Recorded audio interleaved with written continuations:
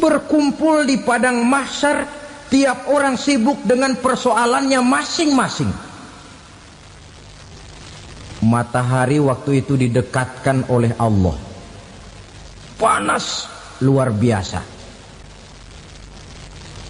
Ada yang saking panasnya itu mencucurkan peluh keringat sampai sebatas mata kakinya.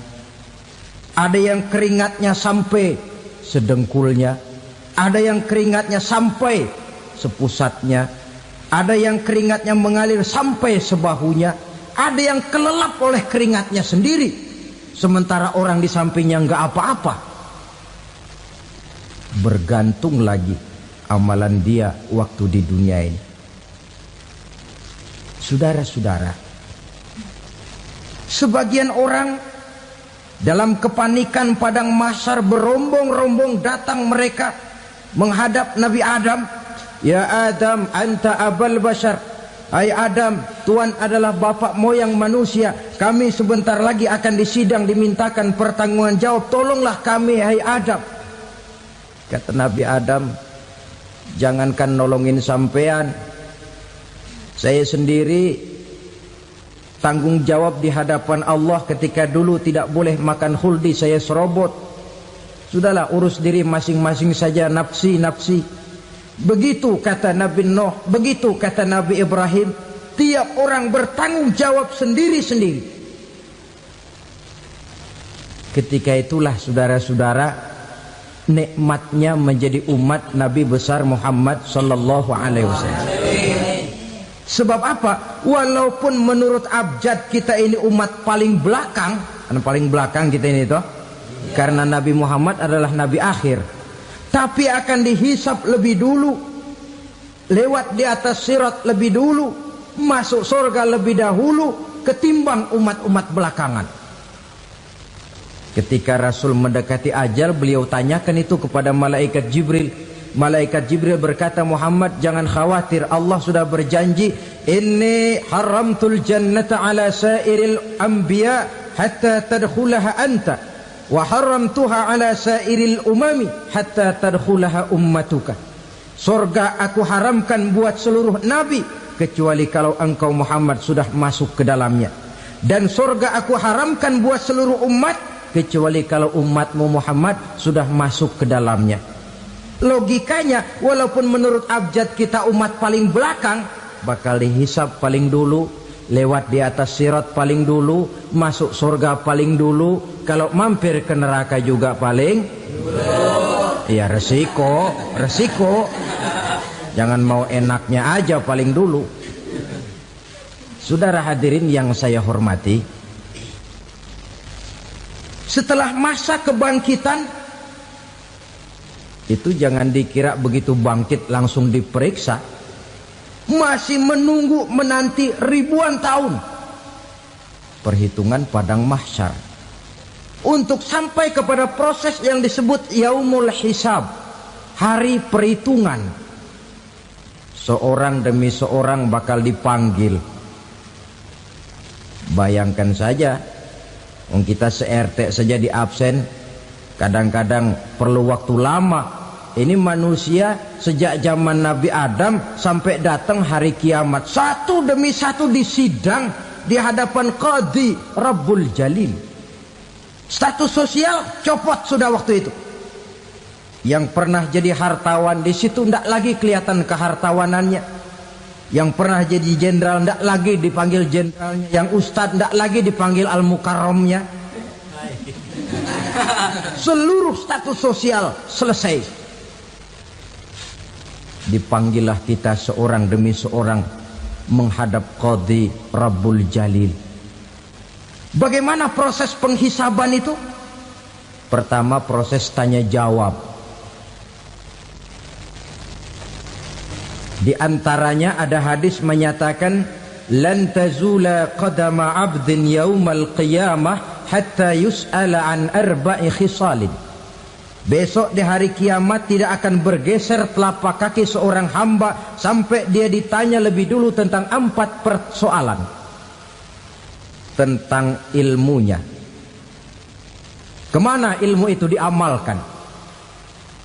tentang umurnya, di mana umur itu dihabiskan, tentang masa mudanya, kemana masa muda itu dipakai, tentang hartanya, dari mana harta itu didapat dan kemana harta itu dibelanjakan. Ini termasuk proses tanya jawab. Jadi kalau istilah pengadilan dunia, nama Fulan bin Fulan. Kamu waktu di dunia diberikan umur panjang untuk apa? Pernah mengalami masa muda, kemana kau habiskan masa remajamu? Kau diamanahkan ilmu, dengan apa ilmumu kau amalkan? Kau diberikan harta, dari mana harta kau dapat, kemana kau belanjakan? Tak seorang pun yang bisa mungkir. Sebab apa? Dikala itu yang menjadi saksi bukan orang. Yang menjadi saksi adalah seluruh anggota badan kita. Tangan bicara, kaki jadi saksi terhadap seluruh amalan yang pernah kita kerjakan pada saat kehidupan di alam dunia ini. Selesai proses tanya jawab, lalu diperlihatkan buku catatan kita waktu hidup di dunia ini. Jangan lupa Allah itu menyiapkan 2 superkomputer kepada kita. Sebelah ditempelin sebelah kanan, yang sebelah tempelin di sebelah kiri. Komputer itu namanya Raqib dan Atid. 2 malaikat yang apabila baik kita lakukan, refleks saja akan menulis kebajikan kita. Jahat kita kerjakan, akan tertulis. Catatan itu nanti diperlihatkan kepada kita. Waduh, alangkah malunya pada saat diperlihatkan catatan kita, buku rapot kita merah melulu. Barangkali diperiksa sambil diomelin, brengsek lo. Buku merah melulu begini, bagaimana waktu hidup di dunia? Tidak cukup diperlihatkan buku catatan kehidupan, rekaman kehidupan. Rekaman kehidupan kita secara utuh sejak terlahir sampai ajal datang merenggut nyawa. Barangkali mirip dengan video sekarang ini, di mana terekam dengan baik seluruh kegiatan kita, sejak yang sekecil-kecilnya sampai kepada yang sebesar-besarnya. Untuk kemudian kita pun menerima balasan. In khairan fa khairun wa in syarran fa syarrun. Kalau baik ya baik balasannya, kalau jahat ya jahat juga balasannya. Catatan-catatan kita diberikan. Kalau banyak kebajikannya diberikan di tangan kanan dengan cara yang halus. Kalau banyak kejahatannya diberikan dari sebelah kiri atau dilempar dari belakang. Itulah sebabnya sejak di dunia ini kita sudah mohon kepada Allah. Ketika berwudu membasuh tangan kanan, apa kita bilang? Allahumma a'tini kitabi biyamini wa hasibni hisaban yasira. Ya Allah, berikan saya kitab di tangan kanan, dan kalau saya memang perlu dihisap, hisaplah saya yang seringan-ringannya. Tangan kiri berlindung kita kepada Allah. Jangan sampai diberikan kitab di tangan kiri atau dari arah sebelah belakang.